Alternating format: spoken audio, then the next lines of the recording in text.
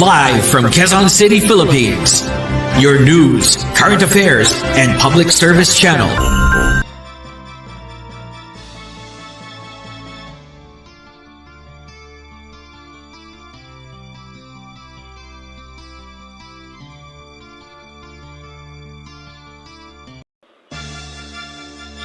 Salamat Pilipinas. Magandang umaga.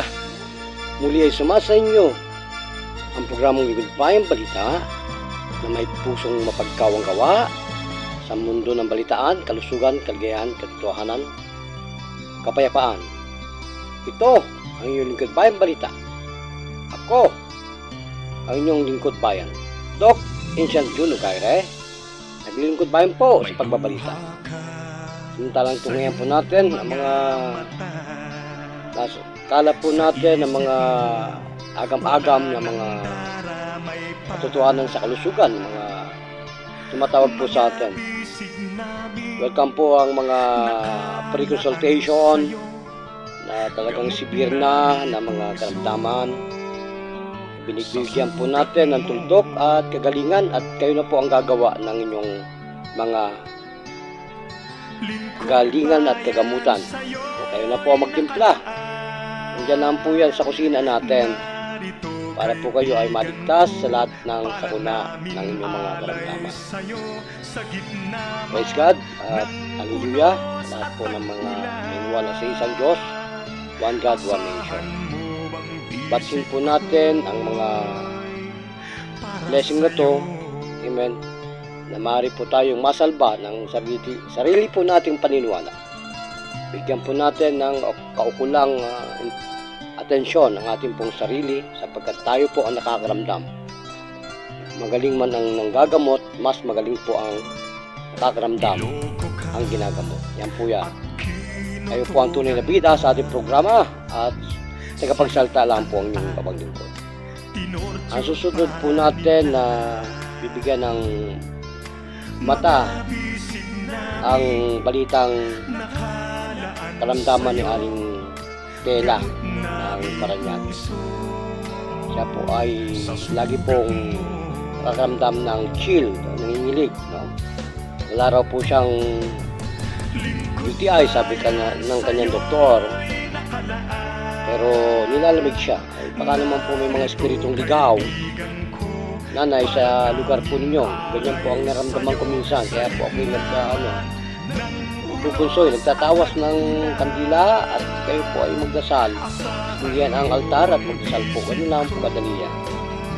Wala na po tayong makitang mga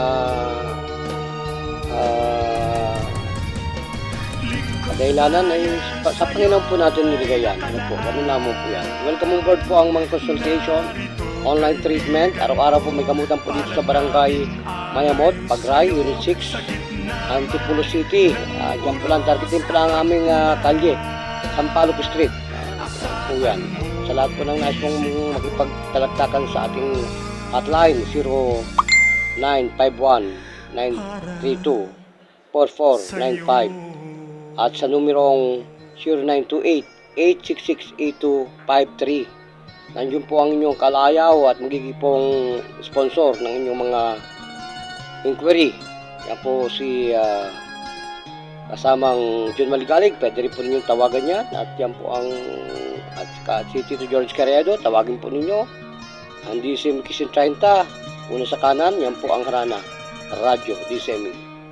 Ang may panindigang radyo sa ating pong kalahatan sa buong kapuluan ng ating bansang Pilipinas. At si Idol Maligalig po ng Gilas Express. Nandyan din yan. Nandyan po yan at talagang sumusubaybay sa ating lahat.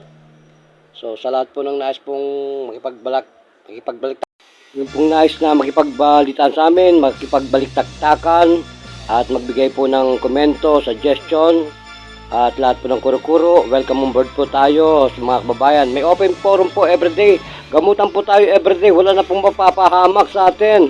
Mayroon na po tayong emotional, spiritual, mental, kasama po natin ay binigyan na po natin ng handog publiko ang lahat ng mga naniniwala sa anito, sa lahat ng mga reliyon at lahat po ng mga denomination. Aka po natin yan sapagkat tayo po ay lingkod bayan, guardians, radyo at harana ni Tito George Carriedo. Meron pa pong Gilas Express, ang masang dyaryo ng kalusugan ng ating napakabuting editor-in-chief, John Malikalig, ng Cavite City po yan, Cavite.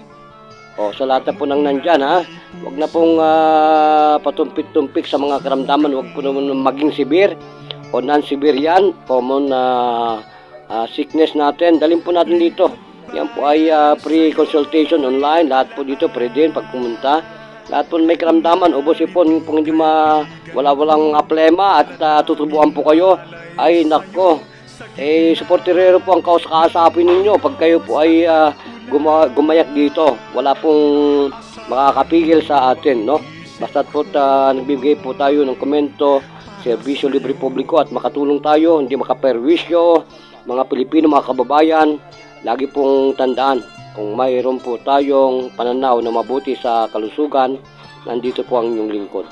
Gumayak po tayo, huwag na po tayong kalilimot sa Diyos, Magpapaalam po, mabuhay Pilipinas, mabuhay. Salamat.